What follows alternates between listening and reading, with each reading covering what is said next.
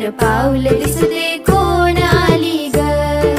पिवळी साडी पिवळी चोळी अंगी लेऊनी, वैभवाचे साज सारे गळा घालूनी, कोल्हापूरची महालक्ष्मी दारी आली ग।